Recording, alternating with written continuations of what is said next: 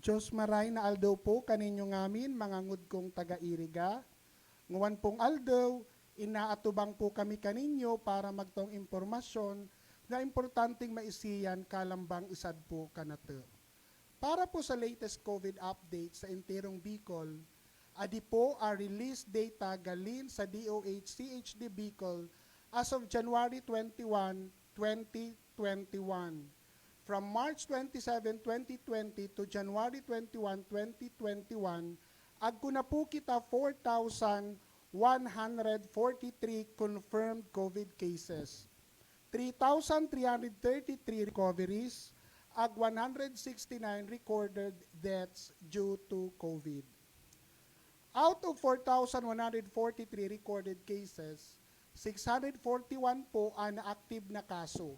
Sa Camarines Sur po, agko po kita 334, sa Albay 68, sa Cam Norte 13, sa Masbate 188, sa Sorsogon po 20, and sa Catanduanes 14. Sa di man po syudad ka Iriga, base man sa report ka CDRRMO, as of January 21, 2021, agko na po kita 186 reported COVID cases. 175 pusan are recovered na, 8 are recorded na nagraan, ag 3 na active kaso ta po nguwan. Sabi ko po nga ni Subago, minawot po naman na umatubang kaninyo ngamin, para man magtaong linaw maniningid ka mga manlain-lain na esperso ka syudad ka Iriga, sa road clearing operations per DILG Memorandum 2020-145 na pinag-implementar sa di syudad ta, sa iba pang updates kadi nagpapadagos na COVID operations ag mga iba pang mga programa kalukal na gobyerno ka Iriga. Kaiba tapunguan ginagalangan tang alkalde na amo po si Mayor Madel Yorobi Alfilor na mas kila kabisi ka schedule niya. Tinawan kitang oras nguwan para man po umatubang kaninyo and matawan sa kalinawan kangamin na esperso, programa, inisyatibo na ginigibo po kalukal na gobyerno kasyudad ka Iriga. Mayor Madel. Hello, maray na apon po kaninyo ngamin. After several months, so belated Merry Christmas, diri kita nag-live. Nguwan na naman sa nakita nag-live. Belated Happy New Year, belated Happy Three Kings, and advance Happy Valentine. Yan, birthday na po si Peter, last week of February. But anyway, since after several months, once na naman kita nag-live, kadakil pong nangyari and kadakil po kan ang pwede namang i-explain and gustong i-explain para po maklarado po sa ngamin na mga taga-Iriga at saka mga taga-Rinconada, kinuno po nangyayari sa Syudad ka Iriga. So una po anang eye contact. Uno ngayaan ang status kan ang eye contact. Ang status ka eye contact is just like isalvar. So isalvar sa naga, pareho man po ka ng eye contact sa Iriga. However, gusto ko lang pong ipaabot kaninyo na recently naka-receive po kami sa memorandum coming from the Department of Interior and Local Government na nagsasabi, reiterating the use of Stay Safe application system and generation of quick response codes of establishments for contact tracing purposes.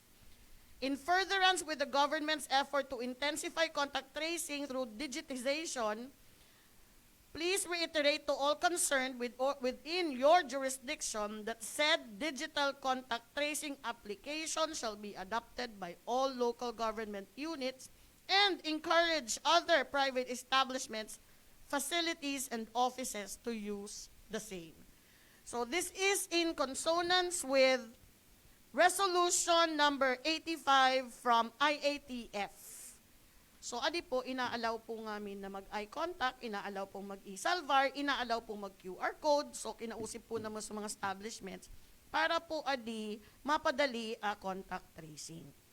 Second po, agko kita mga projects, good news from Senator Laila De Lima. An po mga projects niya, agko po kita road concreting sa San Rafael, Barangay San Rafael. Ago po kita road concreting mga 2 kilometers po from Salvacion, San Antonio to La Trinidad. Ago po kita covered court sa San Ramon Elementary School and covered court sa Salvacion Elementary School. Adi pong covered court na adi, pwede po ading gibuon na evacuation center. So amo po an. And nguwan pong first quarter, migpuon naman po a construction kan pong level 1 hospital, sadi po syudad ka Iriga, sadi po a location, sadi po likod kan ang gym, sadi po likod kan ang Iriga City City Hall. Iriga City Hall. So sa likod ka gym, likod ka ICT building. Project po again ni Senator Laila De Lima. By February po, ang City Health Annex 2 sa tupo located ka San Pedro, migpuon naman po nga ni Dr. Aryan. Po, baga na City Health Annex 1 manan, and all services kanang City Health Annex 1, itatao man po sa to City Health Annex 2. Narinanisa na po naman sa mountain area para agko po kita mga doctors and nurses, midwives, sa to po area ng adto. Tangani pong it would be easier and convenient for all the constituents in mountain area. And the dialysis center, sadi na po so mga technicians, hopefully, by February, mag-start na dialysis center ta. So, anang iba, dili na no need to go to Naga, no need to go to other places or Legazpi. Sadi po Iriga, pwede na po mag-dialysis. February po And our city park, nabayad naman po ninyo, 50% po iyat, ang nag-iilat po kita ko fountain, interactive fountain. By next week, mag-abot na po so mga mag-install and hopefully ma-install na po. Mababayad na po ninyo ang kagayunan kan ang city park. And nagpupuon naman po so amusement park. So atong amusement park, kabay po so mini forest. Department of Agriculture and Tourism an pong nag-i-spearhead ka mga projects. An pong iba, baka malingawan ko, so probably i-elaborate ko na lang po later on if I will be given time. Takadakil po kading mga guests, sadi po si Dr. Aryan, who will discuss about COVID policy and what's going on with Iriga City as far as COVID is concerned. Sadi man po sa social worker di SWD, si Ma'am Madel. Iyaman po mag-explain kan ang recovery programs ta po. And sadi man po si DRRM officer Marisol Almelor, iyaman po mag-explain kan ang IMT and what's going on ICS, sadi po syudad ka Iriga. And of course, thank you very much po for coming over, for gracing the show, for gracing the program, maski po 5 o'clock na sir. Sadi Pananggay Idika, sadi po si Director Elmer Pinolio sa DILG, iyaman po amig explain ka road clearing and other policies na pinai-implement po ka DILG. So liwat po, maray na apon po kaninyong namin. Okay, salamat po Mayor. So siguro nganid po, tawang ta ulit si Mayor para ma-explain niya na. So iba pa po mga proyekto, kung naringid ta po si Mayor, kadakil po ka mga ongoing projects ka lokal na gobyerno. Uno po gustong sabihin kadi, dakil pong oportunidad para ka natingamin sa trabaho asin sa manlain-lain po na opportunity na pwedeng itao kalambang isad.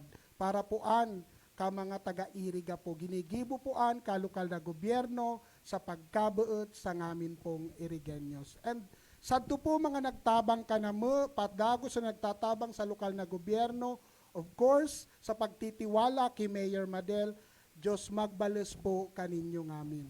So, dito na po pagpaabaan, sadi po nguwan, an po ka natin ginagalangan na DILG officer, Iriga City Director Elmer L. Pinolio para mas matawan kita sa tamang giya, kading road clearing operations, kading DILG Memorandum 2020-145, and of course, adi pong contact tracing and other programs po kana DILG na kaipuanan pong maintindihan kalambang isad.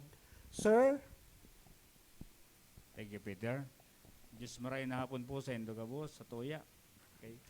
Dapit digdi sa very controversial ko niya na pag-implement na road clearing operation.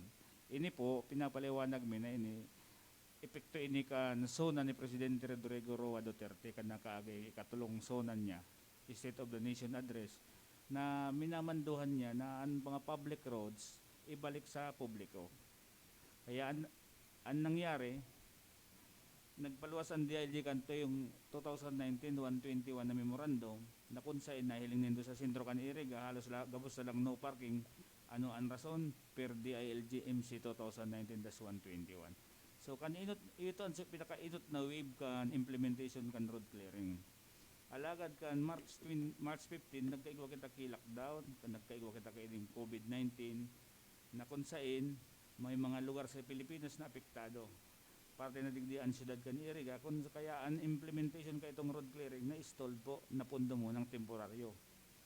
Kaya after ka itong magluwag na ang quarantine status kan sa tuyang lugar, naging modified na general community quarantine, nangyari na an sa tuyang lugar, kabali na duman sa dapat mag-continue, padagos sa mag-implement kan sa tuyang road clearing operation. Kaya susugsad bagong Memorandum Circular 2020-145, ang subject digdi is continuation of road clearing. Kaya in response to this, ang sa tuyang city government, nag-create kan mga city task force on road clearing, na kung saan iyo man ang minanduhan ni Mayor na magreparo kan compliance kan mga barangay. Taka ito, ang responsibility kan first wave kan road clearing itong 2019-121 yaon sa mga mayor, city mayor, municipal mayors. This time, in continuation, yaon na sa mga punong barangays. Kaya para relibot mi kan starting January 4 to January 8, ang gabos na 36 na barangay kan siyudad kan Iriga para magkaigwa kami kay pre-assessment. Tanganin kun mag-abot ang final validation this coming week na masunod, preparado ang gabos na barangay. Taan impladigdi, gabos na barangay, sana mayong magbagsak. Kaya after kan sa moyang pre-assessment, pre-validation, nagkaigwa kiliga ng mga barangay meeting kan nakaaging simana, and nagkaigwa kami kay feedbacking sa mga barangays. So hopefully this coming days, ang gabos na barangay tanahiling minawan ang positive response kan mga kan general public na magayon man pala nga ining malinig na antinampo. But then nakaka-receive man giraray kita ki mga resistance, negative feedback coming from the mga affected sectors. Lalong-lalo na ining transport sectors kan mga trimobile kung saan ang feedback ninda nagkaroon na didipisilan na sinda maghanap buhay because kaining policy ta na mag-comply kaining policy na pigpapasunod kan sa tuyang presidente.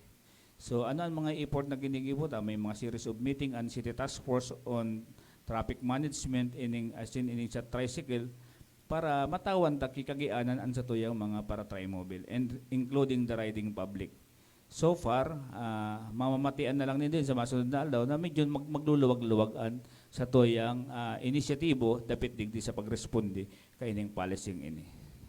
So siguro kadagdagan ko digdi dapat digdi sa related sa COVID-19 kan nakaagi man na mga bulan starting October 1 nagkaigo kami ki mga pig-hired na contact tracer around 66 numbers in Dagabos na mga na-hired kan DILG. Ang papel ninda digdi, ang role ninda is to augment the existing contact tracer kan city government.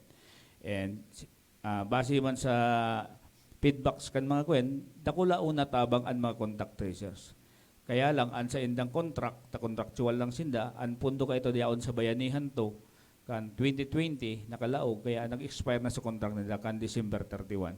But per information, may panibagong advisory an sa moyang opisina na may claimor na ibalik sa mga contact tracer. Pero bako na so total na number na 66 na quota for Iriga City. This time, around 25 na lang ang makakabalik, 25 na lang na contact tracer na ma-augmenting din sa tuyang mga existing contact tracer.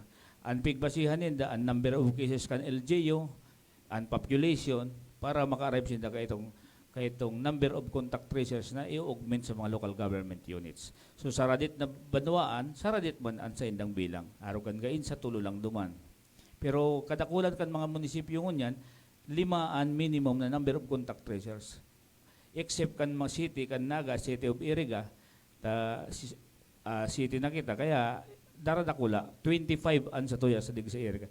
May start sila by February and pig-evaluate min nagkay ko kami kay screening kan mga would be mga ma-rehire and submitted ko na ang mga names kan mga 25 na contact tracers na yan. So again, sa mga barangays, posibleng may mamit ka mo dyan naglalakaw-lao, nagpapamit-bit sa Indo, na sinda katuwang kan city government para hanapon ang mga naging close contact kan mga nagpa-positive na sa COVID-19. Taday pa man gira na pupundo baga, base nga nito man sa report kan DOH, dakul pa man gira digdi sa Bicol region.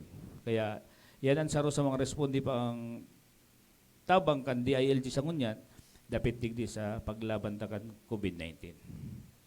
Okay, siguro yan naman except kung igwaman po mga other mga issues pag mag-drop up later on. Okay, thank you, Sir Elmer. Siguro po naringig ta po ang explikasyon ka na DILG, mananangid po kading continuation na road clearing na ginigibo po nguwan na adi po, sabi po nga ni DILG, Sir Elmer, adi po mandato ka national government sa ngamin pong lokal na gobyerno. Kaya kita po, taminamandan kita ka national government, kay puwanan tapong sundon kung ano po ang mga polisiyang an. Kaya po kita, agkuarag po kading sitwasyon sa di syudad ka Iriga. Pero sabi po nga ni Sir Elmer, pinag-iinawaan man sitwasyon and baka in the next few days, magiging relax man situation sa road sa umaabot na panahon. Pero an po, mananggad is decision po an ka national government, taan po mandato po sa nayan sa mga local governments and isad po kan syudad ka Iriga na kaipuanan po kitang magsunod. Thank you, Sir Elmer. And sa di po nguwan, tawan ko po sa Chansaman, adi po from the City Health Office, si Dr. Aryan Nagrampa para i-discuss po niya mananangad po sa health protocols, mananangad kading COVID, and ano pa man pong mga programa mananangad sa health kading pong COVID operations ta. Dr. Aryan? Thank you po. Good afternoon po kanato ngamin. Magtao lang po ako sa update kanato. Since 2021 po, nagpuon, agpo po kita bagong cases, COVID-19 confirmed cases, 4 po. 4 confirmed cases since 2021 started. 3 are still active po, and whereas 1 has already expired. So, yung current pong pinag-iimbestigahan tanguan is the case of patient 4062 na taga-Iriga po na ago po onset of illness na nireport na January 11, 2021. Nag-expire po ko January 18, 2021. Na-relay po ka na to sa result January 19, 2021 po. So far po, sa pasyente is ang daily activities po niya, nagja-jogging daw, nakikipag-inuman, nagbubulang, nagtatambay po sa po barangay nila. Tapos po, nag-develop sa patient sa cough 7 days after nakipagbulang po kuno sa ibang banwaan. Tapos nag-develop na ng fever, and then January 17 po, ng gabi, nagpa-check up po sa isang private hospital sa Dipo Iriga. And then subsequently, mga migmadaling araw na po, na i-transfer ta na po sa BMC because the patient had a rapid antigen positive test result. And then after po kadtun, in-inform na lang po kita subsequently na the patient expired and COVID confirmed po yung pasyente natin. So, nag-start na po kami tulo sa contact tracing. And then, so far po, na-lockdown na naman sa mga involved households, especially po sa household mismo ko family, and then sa mga household po kung mga nakainuman. Kasi po, since the start of symptoms, again, so onset of illness na po is, as reported, January 11, 2021. Pero upon interview po, sabi po ko agum, January 10 pa lang daw po, nagko na po complaint sa pasyente. So nag-backtrack po kami 2 days before the onset of symptoms, January 8. Sadto po, from then, natuklasan po na mo na halos oral daw po ko, no? Pirming nasa luwas ka, baloy. Either nakikibulang, nakikiinuman, or sige lang po tambay. Kaya, Ako po kami pakiusip nguwan kasi since nga po ading pasyente ta is medyo naging gala during the course of illness po niya. Kadakil pong close contacts, kadakil po namong ina-expect na close contacts, pero so far,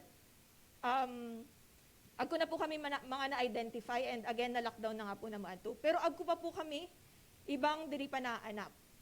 Kasi po, iba man, so iba man nilang nakainuman, abo man pong magnabil, kinsisay po sa ibang nakainuman nila. So, nasa na pong pakiusip na mo is, so mga naka-house lockdown na, currently na house lockdown, and so mga in-advise po mag-home quarantine, please mag-home quarantine po kamo, and mag-comply na lang po ka mga in-advise po na mo.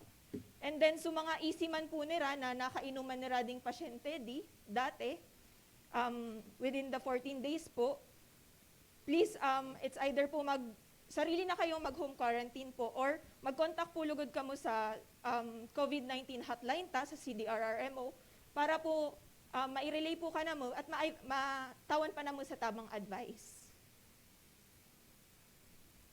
So, yun lang po regarding sa latest update natin sa bago nating case. Whereas, regarding po sa mga nag-uuli pa pong LSI, currently, though wala na po tayong border control, standing pa po ang triage natin. So, yung mga nagbabalak pong umuwi pa rin, request po namin is dapat po mag-report sa triage. So far po, every day, may na-record po tayong 10 to 30 per day na LSI na umuwi pa rin. And currently po, meron tayong 334 na naka-home quarantine. And then, i-discuss ko lang po protocol, again, sa mga nag-uuling LSI. An pong nire-request na mo, kasi nagtatao na po kami ngayon sa acceptance letter. Tinatao po an ka incident management team. Our requirements po kan is a RT-PCR swab, if RT-PCR result, and then medical certificate, and then travel authority po. So, agko po kami nagiging minsan problema kasi inaayat po na mo is swab result. Specifically an RT-PCR result. Minsan po agko mga na lilibong, pinapagibo po nila is rapid antigen test, which is still a swab test, pero hindi po siya RT-PCR. So, i-discuss ko lang po yung different types of diagnostic testing for COVID-19. So far po, una tapong naging means of testing so mga rapid antibody tests, amo po anso mga resultang IgG, IgM, dirita na po nguwan ina-advise or dirita na po ginagamit nguwan for diagnostic testing. Though, kadakil pa rin po nagpapatest nguwan as a requirement,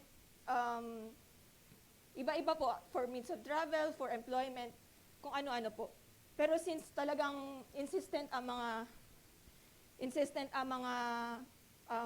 clients or mga tao po na magpa-test, nagte-test pa rin po. Pero po, i-remind ko po ang mga tao, antibody testing is not a form of diagnostic testing or is not a confirmatory test for COVID-19. So, hindi po ibig sabihin na pag nag-positive ka doon, positive ka na. Kaya po yung mga na-encounter namin na nagpa-positive po sa rapid test, sinasubject pa rin po namin sila sa confirmatory testing, which is still RT-PCR. Yun pa rin po ang gold standard natin for testing for COVID-19. So, next po is the rapid antigen test. Rapid antigen test is also a swab test, kaya po siguro nalilito yung mga tao pag sinabitang swab test. Though, confirmatory test, again, gold standard, RT-PCR. Kasi yun po, dinedetect po doon is the genetic material or yung RNA. Kumbaga sa tao po, DNA, sa virus po kasi RNA ang meron sila.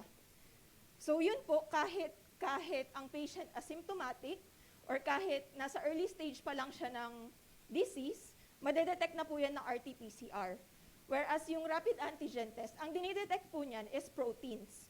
proteins na nasa labas ng virus.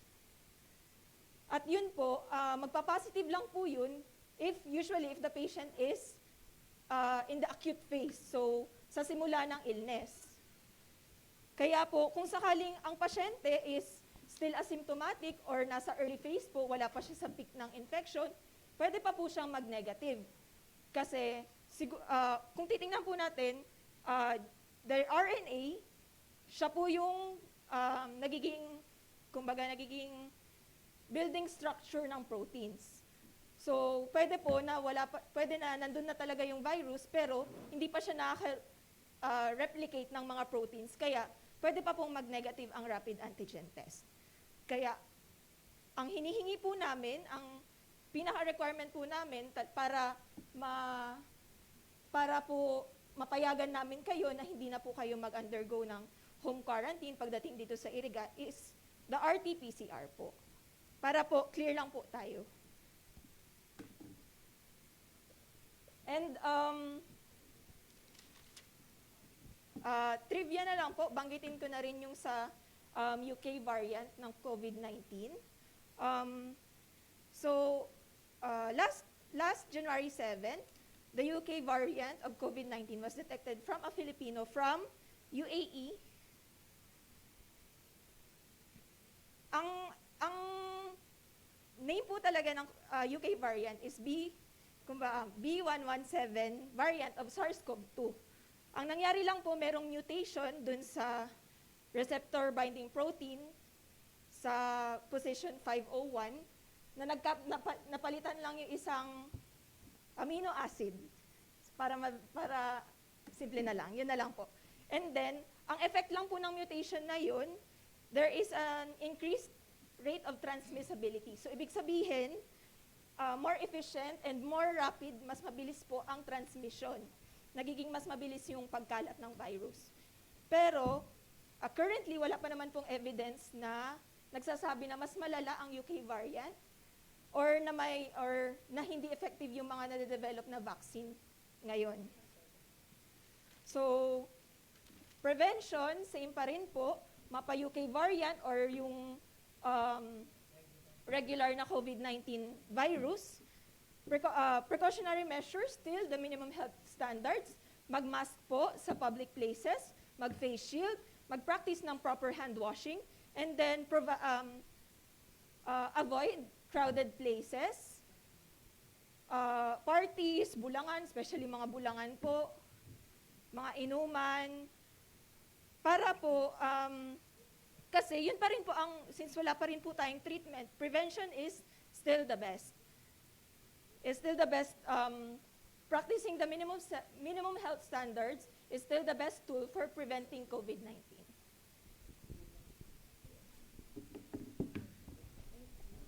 Thank you, Dr. Arian.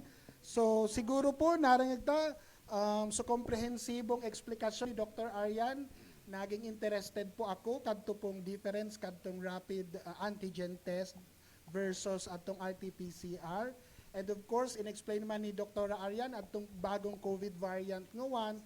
And gusto po kamong durudubliyon, sabi po nga ni Dr. Arian, nag-aapilar po kami sa kangaminan. Kangamin pong pakiusip ka lokal na gobyerno na magsunod po kita ka health protocols na pinapasunod po. Adi po, baka po sa nadi ka naman, para po adi ka ninyo, kapamilya ninyo, and of course, kabuong komunidad. Kung payabata po asa dirita a pamilya ta, gibuwon ta po ana pakiusip na po an para kanata. So this time po, tawan ko po man sa time si Ma'am Maricer Almilor, na amo po ana CDRRMO officer, ka syudad ka Iriga, maniningid po ka COVID operation sa di syudad ta. Ma'am Maricer. Thank you, Sir Peter, Sir Elmer, Doc Arian, Ma'am Madel, and Mayor Madel. Diyos maray na apon po sa ngamin na nag-aantabay ka na tunguan na apon. Muli po sa dinaman ang Emergency Operations Center and Incident Management Team para sa padagos na operasyon manungod sa COVID-19 sa di ka na syudad. Not po, gusto kong magpasalamat sa mga kaiba po na mo sa incident management team, lalong-lalo na po sa mga barangay na pinamumunuan ka po nung barangay na amo po nag-aantabay at to pong mga barangay health emergency response team, kadto pong mga naka-home quarantine, kaiba po an kakanatong mga nurses and midwives from City Health Office. An pong Iriga City is still under modified General Community Quarantine o MGCQ, a phase between GCQ and the new normal. When the following temporary measures are relaxed and become less necessary, limiting movement and transportation, the regulation of operating industries, and the presence of uniformed personnel to enforce community quarantine protocols per IATF for the management of emerging infectious diseases, Omnibus Guidelines issued December 14, 2020. Para maisiyan ta po kung unoan na nakapaloob sa MGCQ, usad-usadin ta po ulit para agko kita gabay and ma-remind po kita ulit na agko pananggad po banta ka pandemya, ana COVID virus. Based sa IATF guidelines, ana protocol pa din po. Una, pagsunod sa minimum public health standards, kaiba po san, mandatory use of face mask, bawal po ana pagdura o paglustab sa mga pampublikong lugar and paglustab sa nganga o mamaon. Malimit na paghugas sa kamot and paggamit sa alcohol o alcohol-based sanitizers. And syempre po, social distancing. Pangarwa po, so movement ka mga tao, bawal pa din po ana 15 years old below and 65 years old pataas. Lalong-lalo na po ang mga immunodeficiency, comorbidity, or other health risks. Pregnant women shall be required to remain in their residencies dahil delikado pa din para kanda na magparaluwas lalo na kung sa mga matawong lugar. Pangatlo po, indoor and outdoor non-contact sports and other forms of exercises such as but not limited to jogging, walking, running, biking, golf, swimming, tennis, badminton, range shooting, equestrian, and skateboarding are allowed, provided that the minimum health standards such as the wearing of face mask and maintenance of social distancing. Fourth po, mass gatherings such as movie screenings, concerts, sporting events, and other entertainment activities, religious activities, and work conferences shall be allowed provided that participants shall be limited to 50% of the seating or venue capacity. And an po nagpapa-approve poan sa kanatong INT and ini-inspection tapuan and nagtatao po kita kan sa certificate if nag-comply po adto pong nagre-request po sa IMT. Fifth, limited face-to-face or in-person classes may be conducted in higher education provided there is strict compliance with minimum health standards. Sa recent po, sa pakikipag-ugnayan po, ka-IMT sa OCD5 and CHED Regional Office, ongoing pa din po ang discussion ka Bicol IATF patungkol sa face-to-face classes. Agko po kita nare-receive na mga proposal, ipinasa tapo adi sa regional office para ma-evaluate po nira and sira po migtao sa recommendations or approval.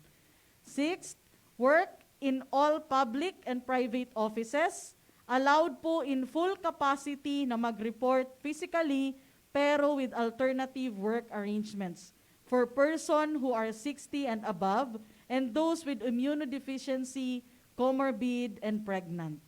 Sa mga business establishments, agko lang po capacity na ilinuwas ana DTI and DOLE kung pirang capacity ana operational hours na allowed. Para sa ngamin na gusto pong magluog and magluwas sa Iriga, amo po adi mga requirements na kaipuan. Diniscuss po sa bago ni Doc Aryan, so letter of acceptance. Una pong requirement po kan so medical certificate and so RT-PCR test Easy ko po, naintindihan taman po, so difference ko RT-PCR test, rapid antigen test, and rapid test. Kaipuan ta po ay RT-PCR test para makapag-issue po kita sa letter of acceptance. So mga udaman po kan, rapid antigen or rapid test, na nakabutang din po ang sa letter of acceptance, nakaipuhan, mag 7 days home quarantine. So flight details, if via air, if by land man po, detalye ng sasakyan. Ano po mga detalye na kaipuhan na mo, anpong plate number, model, color ka car, driver's license, and ORCR. And number 5, detalye po kung mga migbiyahe. Name, age, date of travel, address, point of origin, address sa diiriga, and contact details, mobile number, and email address.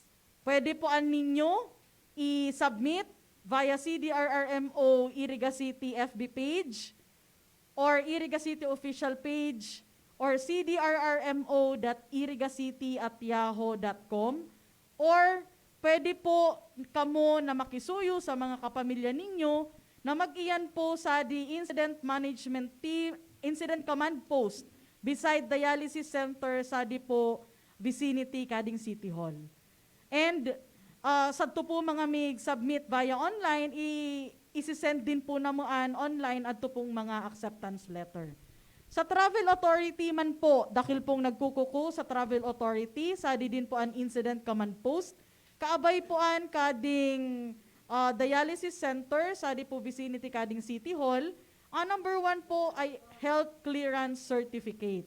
Health Clearance Certificate, makukukupuan sa Barangay Health Emergency Response Team para po ma-certify na buko po kamong LSI ROFW na naka-quarantine pa sa 14 days. Medical certificate po, makukuko din po an sa City Health Office, beside po kading dialysis center sa Dipo City Hall. Then, so letter of acceptance. Letter of acceptance kung sari po kamo paiiyan na lugar. Then, request form, sa di po an Incident Command Post or pwede din po an via online. Photocopy po ko ORCR kung lulunadan. Or if via plane man po, adto pong ticket, flight details po ninyo. And if naka-by land man po, ORCR ko card, driver's license, or any valid ID. Again po, pag-issue po ka Travel Authority, pwede po an via online, cdrrmo.irigacity@yahoo.com or cdrrmo Iriga City FB page or Iriga City official page po. And po, as of January 18 to 21, 2021, agko po kita total number of LSI 135 and ROFW returned to Iriga. An pong na-release tang letter of acceptance, 81 individuals. And an pong incident command post, naka 24/7 po on standby. And an pong triage area ta na nasa sadi po ag kumay ICT, 24/7 on standby man po an. Kaya sungamin po namig uli, pakiusip po, si Doc Aryan nakiusip na rin Subago na mag-report po sa triage para ma-notify ta din po ang mga Barangay Health Emergency Response Team. Kami po muli nakikiusip na magdiretso sa triage para ma-assess and mailista ngamin na nag-aabot po.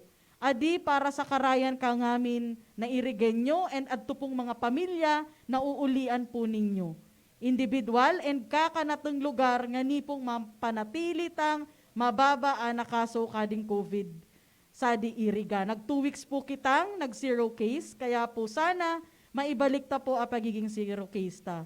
An po magigibuta dahil po sa kooperasyon and disiplina kalambang usad para po pirmi kitang maging resilient irigenyo. Liwat po, kami po nagpapasalamat sa kooperasyon ninyo and sana po padagos po pagiging responsibilita sa sadiri. Good evening po. Thank you po, Ma'am Maridel. So, Ma'am Maricer, isumsunod kaya si Ma'am Maridel. Para po kadtong pagtao pong information, mananangad po ka COVID operations sa Iriga. And of course, so mga guidelines na pinapasunod na po nguwan, lalong-lalo na po sa mga LSIs, mga MIC-uli, and sa mga migalin po galin sa iriga, ano po sa mga dapat dirang tandaan. So this time, lako naka-excited ka ni mo, Ma'am Maridel, ika na patingin na bilkod sa bago. Anpong response cluster head ka na EOC ka iriga, anpong DSWD officer ta, si Ma'am Maridel Verosa. Ma'am? Thank you very much, Peter.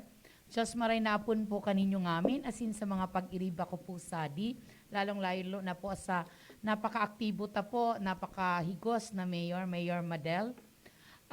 Bilang head po kang response cluster, kang EOC, gusto ko pong magpasalamat sa ngamin po na nagtabang, na nagtauning ayuda, kang kita po nasa relief operation, kang Typhoon Quinta, Rolly, and Ulysses. So ngunyan po, ang satuya pong cluster nasa recovery and rehabilitation program na po. Tapos na po kita sa relief.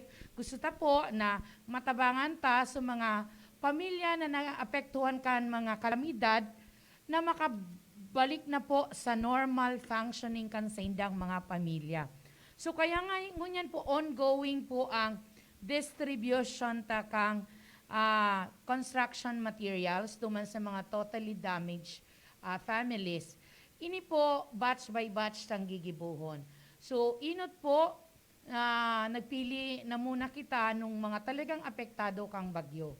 So hopefully po sa sunod naman matawan ta sa iba and padikit-dikit po maubos tang matawan atong totally damaged na mayroon po kitang 1,218 na families na naapektuhan po katong tatlong sunod na magkakasunod na bagyo. So, yun po yun. Isa pa po sa recovery and rehab program natin, ini po hali sa local funds at sa assistance po kang national government. Igwa po kita mga pinananao ang City Agriculture Office ng mga farm inputs. May mga binhi po kita na palay, corn, fertilizers. Si gusto pong magtanom, dawa dyan sa atubangan kang harong nindo, para din na kamo magbaka ng mga gulayon, pwede po kamong magdyan sa City Agriculture Office para tawan po kamo ng mga seedlings. Igwa po dyan, pechay, okra,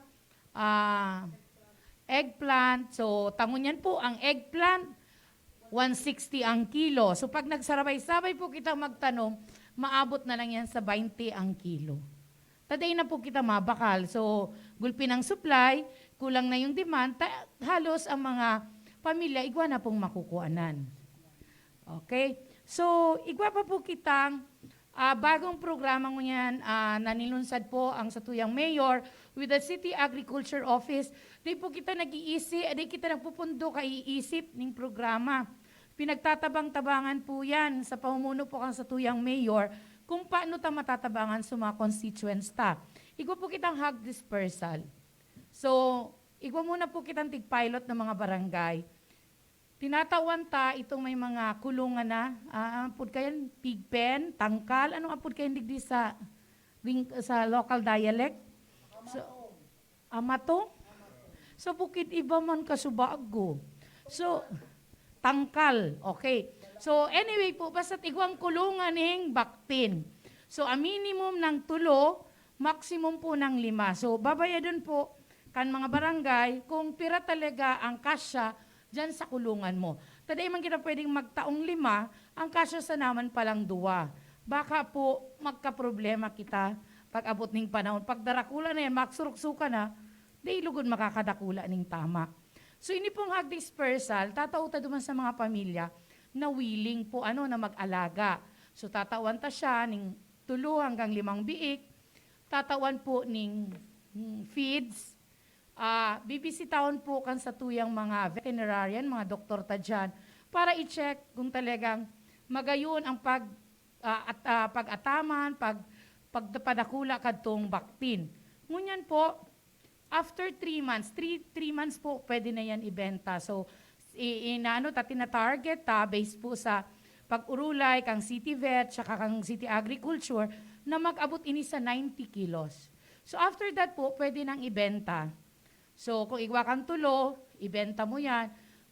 Ang running na ngunyan po na pagbakal ka live is 170 per kilo. So, ibabawas o gastos. Kasi ipapailing man po duman gurano si sako ka feeds, etc. Puon po sa pagpuon. So kung tigbawas mo yan, baon nagastos kang 3,000, may ganansya ka po ning magkano. Duman sa ano. So kung ipamugtakta na mag 170 times 90 kilos or 70 kilos, abuton ngayong mga 11,000 plus, ibawas mo sa gastos, may matatada ka po, times kumpara itong bakti na inalagaan mo, yun yung kita mo sa tulong bulan. So maray po yan, na paagi para matabangan ta. Bakulang po natatabangan ta sa pamilya. Pero natatabangan ta po ini mga negosyante, tatakulang po ang supply ta digdining baktin. Kaya napakamahal po ka kilo. So sabi ta kasubago, sa law of supply and demand, kung gulping demand, gulping supply, mababa manggirara yung presyo. So, mas matatabangan, kita po mga konsumidor, kita mga arual daw na nagdadyan sa saud asin nagbabakal. So, ngamin po matatabangan na sektor, kading hag dispersal. So, sa mga interesado po, mag-iyan lang po kamo sa barangay, magpalista kamo. Tatigi schedule po nganyan kang City Agriculture Office kung anong mga barangay po i-schedule bulan-bulan po hanggang matapudan ta po sa 36 barangays. Then we have also po educational assistance na hali po sa funds kang sa tuyang city. So meron kitang mga assistance for those victims ng violence, na mga aki, mga babae. Gusto mi po na makabalik sinda sa normal functioning, pinaadal mi sinda, nataw po kaming educational assistance under po kang City Social Welfare and Development. We have also educational assistance duman sa mga nagka-college. So, yan po sa office ni Mayor, maliban pa po duman sa scholarship program. So, may igwangani po kitang tatawan next week, magdi-distribute kita ng educational assistance. And we have also government internship program. Ini po, di po kita nalilingawan kang sa tuyang nguwod na senador, si Senator Laila de Lima. So, dawa po, harayo siya, nasa Manila siya, pero nagigirumduman po kita pirmi. May mga bukod po duman sa mga programs na tangible, sa pagpatinampo, so funds niya po sa hospital, pero igwa pa po siya mga livelihood program na inaagi po sa DOLE. So may igwa po kitang government internship program. Ano po yung programang ini? Ini po itinatao sa high school graduate, vocational or technical graduate, or college graduate, na daipa po nakapag-eksperyensya magtrabaho. Na gusto man nagmamaot man na makatrabaho sa gobyerno. Ini po sarong paagi para makanood asin matrain yung mga bago tang graduate sa linyada po kang career sa local or national government. So yun po. Ang qualification po kani, 18 to 30 years old, na day ka pang experience magtrabaho. So ito po good for 66 days. So minimum wage po 310. So 310 per day. So nangangaipo po kami ng 60 persons para po digdi sa GIP program na hali kay Senator Laila de Lima.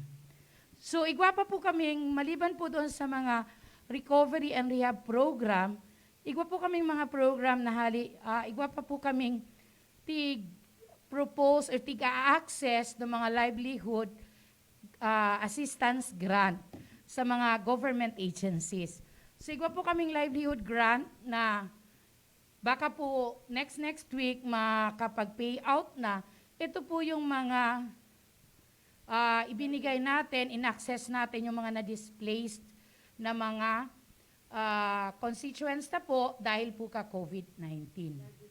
Livelihood program po ini. So capital assistance na 5,000. Kung ikaw may sari-sari store, ngunyan, nang dahil po sa pandemic, medyo nagluya su tindahan mo, ngunyan po tatawan ka ng additional assistance para medyo makarecover ka man po. So aro po kayan. So livelihood assistance, mayroon pa po kaming ina-access na livelihood assistance, tabangan mo po nindo kami, magpangaji ka mo, asin kami man po, gigibuon mi ang trabaho mi, para maitaw po duman sa mga affected kang typhoons, mayroon po kaming application na more than 500 families para digdi sa livelihood program. Hopefully po, and pinagkukulit po ni Mayor sa government agency para maitauna po ini sa mga constituents ta. So before po mag-New Year, nakaigwa din po kami nin payout kang senior citizen. So ini po, ang fund kani hali sa DSWD Regional Office 5. So, igwa po kita ng 3,000 plus na beneficiaries. However po, may mga nagraan na san. Baka po sa 2 semester, igwa na kitang 214 na nagadan. So, papalitan ta po yan.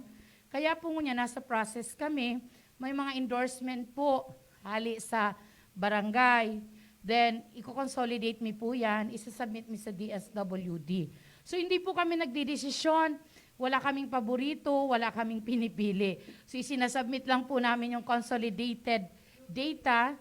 Opo. So, consolidated sa DSWD. Then, bababa po yung focal person ng DSWD para puntahan isa-isa yung mga senior citizen kung qualified po sila. May assessment tool po silang ginagamit. Maliban po doon, ang senior citizen po makakakuha din ng UCT, yung unconditional cash transfer na assistance sa kanila na worth 3,600 pesos. So mayroon po tayong beneficiaries na 2,795. Ito po funds pa nung 2019. So i-release po yan daily. May schedule po tayo from February 1 to 5, February 8 to 12. So 300, more or less po, 300 a day, dyan po sa land bank. So magbibigay lang po sa atin ng 2 tellers a day, si manager, para mag-cater po doon sa mga senior citizen natin. Pero po, hindi, kung maaari lang po yung talagang hirap na mga lolo't lola natin, meron naman pong paraan para i-authorize ninyo, yung authorized representative ninyo na kumuha, para hindi na po mahirapan yung mga lolo't lola natin. Ang 4-piece po, waiting po tayo sa payout ng UCT, listahanan. So, wala pa po kaming balita kung kailan po ito. Pero meron po tayong mga programs sa 4-piece. Sa 27 po, January 27, mayroon ng graduation ang 4-piece.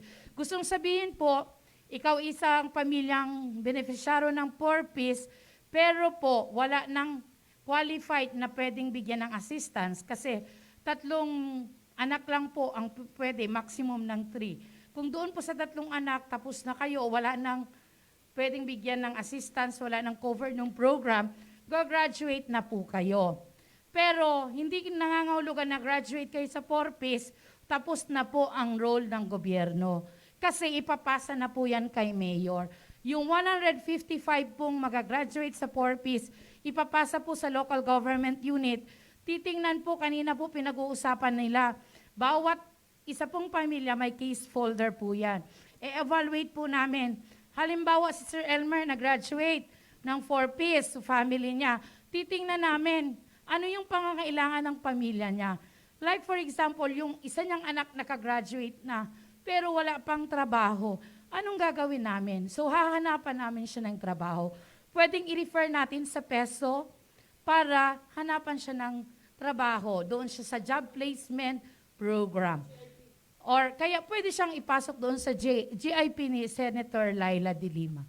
So, ganun po yung gagawin natin. Hindi pa din po matatapos yung asistensya ng gobyerno doon sa mag-graduate ng 4-piece. Sa totoo lang po, mas lalong lumaki yung role ng LGU doon sa pamilyang gagraduate. Kasi dapat tutukan po namin isa-isa yung mga pamilya and ensure na talaga pong may magbabago doon sa kalagayan ng pamilya nila. So yun po yung update po sa social, sa response cluster, and hopefully po, madami pa po tayong programang madala dito. Madami po tayong mga tumutulong sa atin na ibang city din, katulad ng Muntinlupa City. So, nagbigay din po sila ng 500,000 sa atin. Mga friends po ng ating butihing mayor, ni Mayor Madel, na tumutulong po. Hindi po nakakalimutan ng Iriga City. Maliban po yan sa PPEs or cash donation, goods, and other recovery material. So maraming salamat po. And nagpapasalamat din po ako sa mga punong barangay at sa sangguniang barangay na walang sawa po tumutulong sa amin. Lalong-lalo na po ngayon, sila po yung partner namin sa recovery program ng mga affected families. And hindi lang po nakasalalay dyan ang aking opisina po. Mayroon pa kami mga regular programs na simula po ngayong January, naka-place out na po yung mga staff ko, conducting orientation. Siniset na natin yung role namin ng CSWD at ng GAD office doon sa SGLG Barangay at sa SGLG ng City. So, hindi po talaga huminto ang aming opisina para hindi lang po sa recovery and rehab, pero sa mga regular programs na dapat maibigay natin sa ating mga constituents. So, maraming salamat po sa inyong lahat. Okay, thank you, Ma'am Maridel. Siguro naringag tapos sa eksplikasyon ni Ma'am Maridel, mananangad ka progressive, very progressive, and of course, proactive initiatives, mananangad po ka na recovery and rehabilitation programs ka syudad ka Iriga sa pamamayo ni Mayor Madel para po makabawi kita sa di COVID na pinag-aagyanta nguwan na panahon. So this time po, tawan tapos sa chance na basahin ko man sa mga questions, gatikid sa na po gayet, tadita kayong ma-accommodate sa mga questions sa FB. Isad po adi siguro sa DILGD. Sir, sabi po ni Marcos Intia, di po ba pwede magpa-exempt as city sa implementation ka DILG? Tabagkauman po kita totally national highway. So about po adi ka continuation of road clearing, sir. Okay, thank you Marcos Intia. Dapit sa exemption, amin niminta mo lang na binabawalan ang mga national highways. We have, sa inventory ng roads ng Iriga City, we have identified several roads classified as national highways. Doon lang naman binabawalan yung mga tri-mobile natin. Pero pagdating sa exemption, kung walang alternate route na pwedeng ma-identify natin, pwedeng daanan nila, sila ay pinapayagan dyan sa national highway. Provided, i-utilize lang nila yung outer lane most right lane ng national highway. Hindi sila pwedeng pumapagitna dyan sa national highway. Doon lang sila sa gilid, right lane ng, pinakagilid na right lane ng national highway. Po. Kaya ang Iriga, mayroon tayong mga ilang daan dito na classified as national highways. Itong from San Francisco going to Bato, national highways yan. Yung nandyan sa city proper, national highways yun. Yung from GP Rizal Street hanggang sa Nabwa boundary, national highway yun. Yung sa mountain unit, classified as national highway din yung labas ng Anawan. Yun ang mga affected lang naman na hinahanapan natin ng paraan through the City Task Force na mapaluwag at makumply natin yung policy. Kaya dito sa rerouting plan na ginawa ng city planning, dito sa may papuntang mountain unit, may utilize nila yung portion ng Balaigang Street, lalabas sila doon sa may tabi ng barangay hall ng San Nicolas, saka sila aakyat papunta sa mountain barangays. Okay, thank you. Gusto ko lang mag-add sa to sinabi sige ni po, ma'am. Sir. Arig po kaya kadi, anang layi po is coming from the national DILG. That's the circular that we have to follow. An pong ginigibo man po, pag abot sa di city or sa municipality, may inventory po sila ka mga roads as to whether national road sila, provincial road sila, city road sila, o barangay road sila. Anong sabi sa to circular, the general rule is, pag sa national road, bawal na at tricycle, pedicab, or any trikes. Yan three wheels. Nguwan po, agwin exception. Anong exception, kinada ka mo alternative route or alternative secondary road, pwede ka mo sa national road. So, depende po ang pag-justify sa DILG as to whether ako'y ka-secondary road or the ka-secondary road. So sasabihin naman nila, baka kagustuhan ngayon ni Mayor. Inuulit ko po, ang pong general rule, bawal po ang tricycle sa national road. Kundi, ang pong evaluation will be on February 16. It was moved to February 16.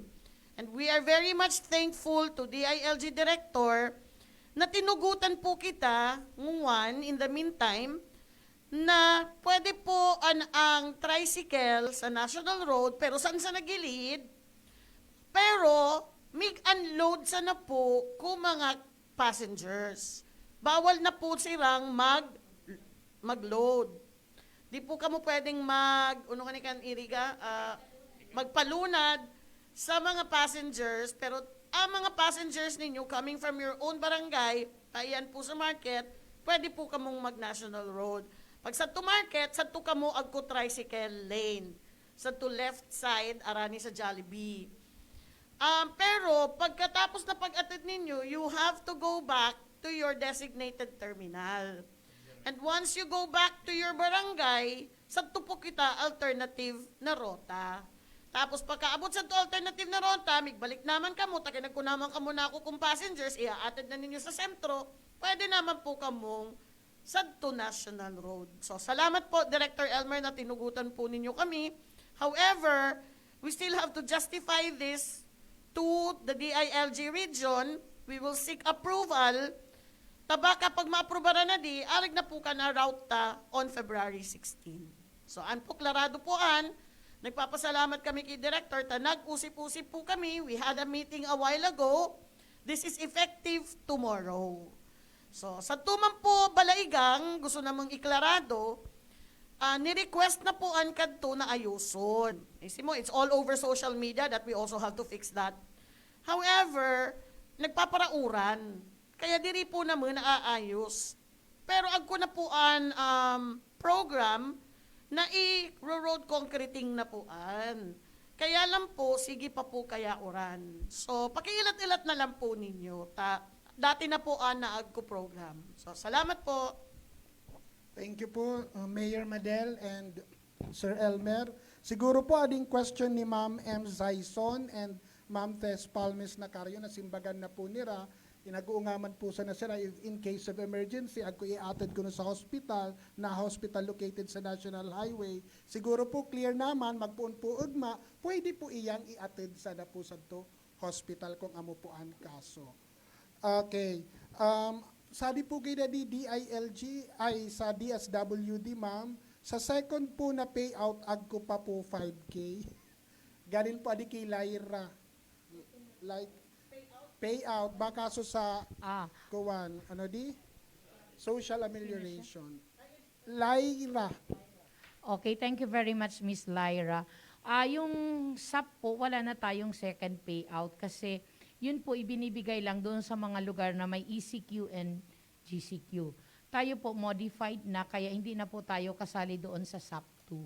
So ang ina-access na lang po natin ngayon yung mga livelihood programs ng DSWD kung meron po. Recovery na po yon.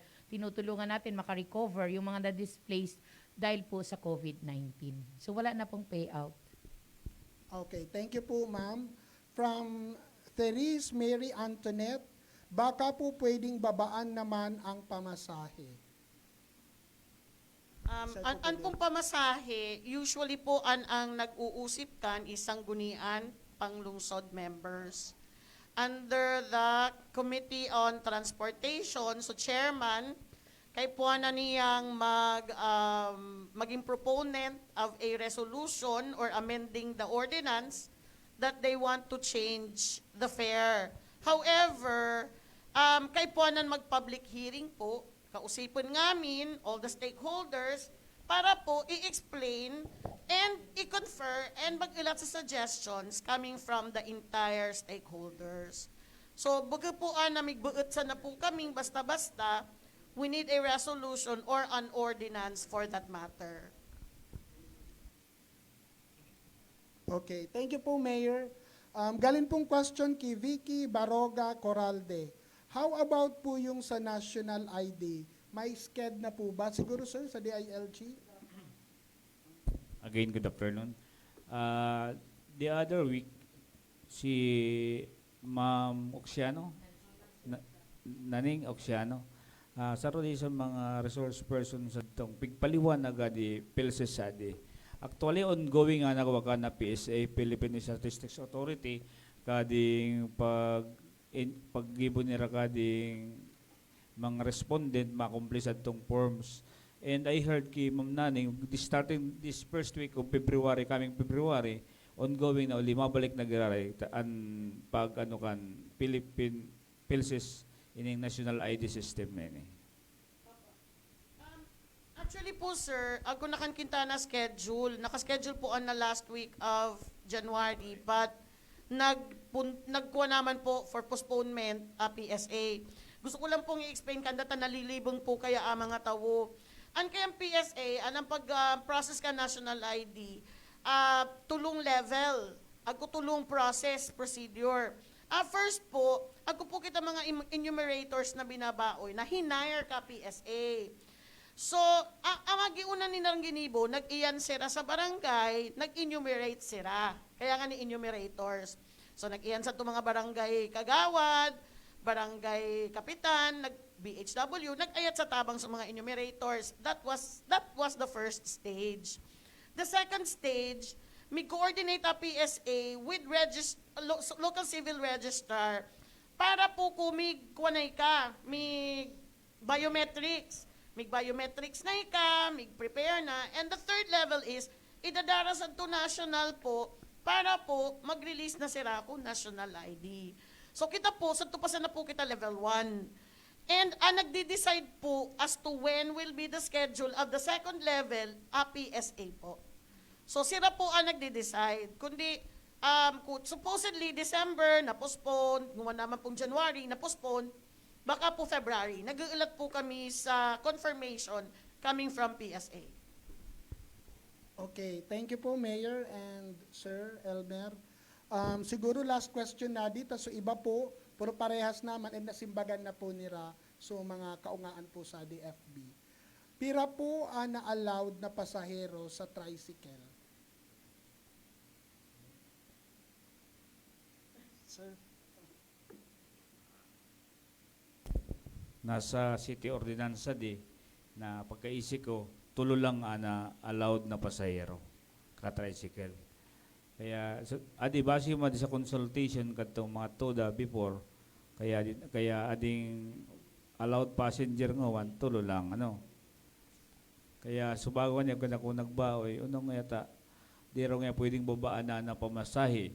Adto nga yang pain nga hadto kasuriko, upat sa pasahero, 20 pananggad ngaya ana pamasay. Siguro kayo po na nakuha na darawon ta sa members kasangguni ang panlungsod para konsultahon nila riding public in the transport sector to arrive at a realistic na and responsive na rate ka na pamasahe. Okay. Ma'am Esther, additional? In addition po, sa to allowed passengers sa tricycle, allowed na po atulo, provided na agko po kita barrier. So, plastic barrier, para po, baga naman sa na po arag ka multicab, na agko po sira plastic in between, dawa po halos magkarakit sira, pero agko sira barrier. Para po, and paki-observe pa din po, dawa inallowed na tulo na po, paki-observe pa din na dapat agko face mask and face shield. Thank you po, Ma'am Maricel. So, siguro po, nasimbagan na sa ibang mga kaungaan sa to FB viewers tangwan. And this time, tawan ko po gayud ulit sa time, mensahe, tabaka ko pa po gustong irugang, ading panelist tangwan na Aldo. And gusto ko po mag-start kay Dr. Arian Nagrampa, kung ako po additional information or message or appeal para po sa di mga nag-iiringagtang mga ngudtang taga-iriga po. Sige po. So again, mag-reiterate na lang po ako, please practice minimum health standards. And kinag ko po kamo balak uli po galing sa ibang lugar. Please coordinate and comply with the city protocol regarding COVID management. And mag-report po sa triage pag abot po sadi. Thank you. Ma'am Maridel? Okay. Salamat po sa pag ginanyog, yung mga nag-iiling po sa FB Live. Salamat po. Gusto ko lang po na manawagan po na magtarabangan po kita para lalo ta pong maka-recover kita tolos duman sa mga nag-agi sa tuyang kalamidad as hindi po sa pandemya. So, mayo pong mawawara kung magtarabangan kita, pagilingon ta po kung ano yung talagang positive way, things kaining mga nangyayari sa tuya. So, Diyos maray na banggi na po sa Induga po. Thank you, Ma'am Maridel. Ma'am Maricer? Gusto kong i-take ding opportunity para magpasalamat. Kung last week po, kung nag-birthday ako, talagang nakakataba sa puso na nakakataba po sa puso, nakadakil ko birthday greetings, birthday wishes. Nasad to mga greetings nira, ako nakabutang na thank you for keeping us safe, lalong-lalo na po ang mga Irigenyo. So salamat po sa pag-appreciate and rest assured po na 24/7 hanggat kaya ko, as DRRM officer, as EOC manager, hanggat kaya po kakanamong opisina and ka-city po, talagang ikikip na mo po kamong safe always. Magtinabangan sana po kita. Makipag-cooperate ka mo, maging responsable ka mo kabawat sa diri ninyo. Then kami po, isa di lang kami para kaninyo ngamin. Again po, keep safe everyone. Happy meaningful birthday, Ma'am Maricer. Advance happy birthday, Peter. Opo. Okay, this time po, ang mensahe man po galing ka na nabubutan ta and laka-aktibong City Director ka na DILG ka Syudad ka Iriga, Director Elmer Pinolio. Sir? Okay, thank you very much again, Peter. This time, the pressing issues tanguan, lalong-lalo ding transport sector ka yung mga tri-mobile. Inayat ko lang anak kaninyong cooperation and gati ko ta disiplina ka lambang usad. Additional na iniimta sa is pumasar ngamin na barangay. Kaya ginigibo tama din kung makomply taman dis ni President Duterte, tangani pong da kita makakuha ano pa man na reparo. Kaya din kuha di, ginigibo man ngamin napaagi na mapagian na kaninyong sektor. Kaya watch out na lang this coming days na maging maluwag-luwag naman na enforcement and ading ko kaninyong mga concerns. Thank you very much. Okay, thank you, sir. And of course, ang pong ginagalangan tang alkalde, kasyudad ka Iriga, na perming nasabit nga, and perming nasa unaan, kapag agko po paraan sa kapakanan ka mga syudadano, ka mga Irigenyos, na diri po kita binabayaan, dawa po nasabit nga kita ka pandemyang uwan. Mayor Madel Yorobe Altilor. Mayor? Opo, salamat, Peter. Belated happy birthday, Iser, and advance happy birthday, Peter. Peter, ang regalo ko na to, Peter. Sir, gusto ko lang po una magpasalamat kay Sir Elmer. Sir Elmer, thank you for being there always. Salamat po ka support. Salamat po ka pag-approve ka mga requests. Lalong-lalo na po ading road clearing. Salamat po na nag-approve ka mo ko Subago na at least one way pa iyan paluag, pwede na po mag-unloading ang mga tricycle ta. So ato po mga service, pwede na po kamo mag-deliver, pero one way sana po. Hindi po pwedeng magbalik-balik, one way lang po. So, Sir Elmer, thank you very much. Ading mga doctors ta, Dr. Aryan and the rest of the doctors. Thank you po for being resilient and for being so patient enough. Grabe po ading mga inaagyanta. Si Ma'am Madel, isi ko grabe trabaho. Subago magkaiba pa sana kami sa Sagrada, tapos sa Santa Maria. Tapos po nag-ikot pa and then isi ko grabe our responsibility. So thank you very much. All the people behind the scene, all the frontliners, thank you very much for being there. And for being so patient, and for being so, ano pwede pang adjective? Ano pa adjective? Yeah, grabe a commitment, grabe a passion, grabe a pagkabuot para kasyudad ka Iriga. Sa mga tricycle drivers salamat man po pag-intindi ninyo, adi po, layi po adi na dapat pong i-implement that we have to abide by. Baga po ading ka naman kagustuhan. Dapat kami magsunod. And sana everyone will understand.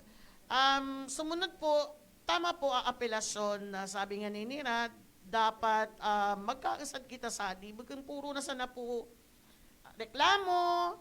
Isip po ninyo, anang mas magayon, lawak-lawakan ta muna po pag-isip ta, tabaka uman agkudi karayan para ka na ngamin.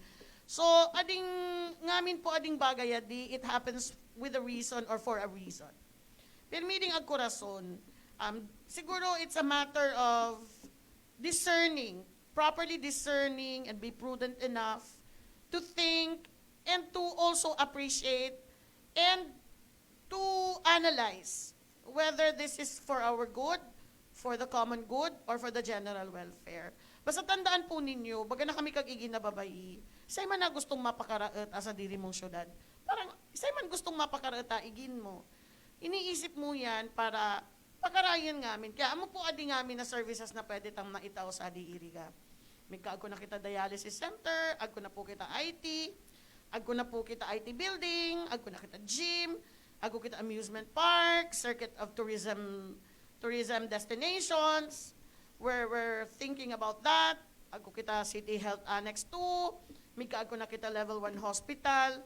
So ngamin na services adi, all for the love of iriga, para po adi kaninyo ngamin. So, tandaan po ninyo, payaba po naman sa biwa iriga, sadi po kami nagdakila, sadi ko pinangigin, sadi ko nagdakila, mga kag-igin ko, tal na mga taga-iriga. So, daman po ibang migpayaba, saka mababuot ka ng sa diri mong lugar, kundi kitang mga taga-iriga. So, liwat, para po adi kaninyo ngamin. So, salamat po, maray nagabi po. Thank you po, Mayor Madel, sa tudok na pagkabuot ngamin ng mga taga-iriga. And of course, kay Mayor Madel, thank you po, kay Director Pinolio, kay Ma'am Eser, Ma'am Maridel, and Doc Arian sa pagtaon ninyo sa oras, nguwan para man ka mga ngudtang nagaantabay sa tamang impormasyon. Before we end, gusto man po nga magpasalamat sa PDRF Philippine Disaster Resilience Foundation sa mga pinag-donate nilang mga PPEs. Thank you po kaninyo. Sorry, Peter, nalingawan ko. Thank you to Muntinlupa City for the support. The 500,000 pesos that they gave us last December para po sa mga totally damaged na mga individuals. Salamat po, Muntinlupa. Opo, and of course, thank you to all the people na nagtabang po ka na for your kind heart na tinaom po ninyo sa syudad ka Iriga. Pwede pong di nga ma-mention nguwan, pero po nakakarve poan sa di puso po nga mo. Senator Laila, thank you very much po for the support. At this time, buot po namang ipaisiman na pong boss o business one-stop shop nagpapadagos sa the new government center Santa Cruz Sur, Iriga City. Adi po ginigibo kada puon kataon para man mas mapadali at mas maging pasil ang pagrehistro sa kapag-renew ka mga business permits. So sa mga boss nga mo, welcome po kamo sa the City Hall para po kapag-renew ninyo. And salamat po being our business partners. And of course, sa tuman po mga tourism establishments, thank you very much man po kapag pa-accredit ninyo and for boosting the tourism in the city of Iriga. So sa ngamin po, kita po nasa quarantine status pa, maski modified general quarantine kita, anpong COVID, ibig sabihin, sadi po. Narugangan pa sa new variant na amo naman pigbabantayan na deri na magliyap lalo na sa di lugar. Mga jipo kita pirmi sa karimrimenta, magsunod kapit papa-implementar na health protocols, lalo na sa pagsupong ka face mask ag face shield. Tamang pag-ugas sa kamot, pag-iwas po sa matatawong lugar, pag-stay sa balik kung udaman importanteng agi sa luwas. And of course, pag-obserbar sa proper hygiene. Iwasan ta po magpaliyap sa fake news, lalo na sa mga unverified information na pwedeng magkausa sa panic. Diri po makakatabang anpong mga fake news or unverified information na pinag-share ta or pinag-a-announce ta. Sa gusto pong makakuko sa tamang informasyon, mananangad po ka COVID operation sa di Iriga, sa di lang po magtutok sa the official website or official FB page ka na local government of Iriga. So for everyone, Have a safe and fruitful 2021. Diyos maray na gabi po kaninyo ngamin. Okay. Thank you, Senator Laila de Lima.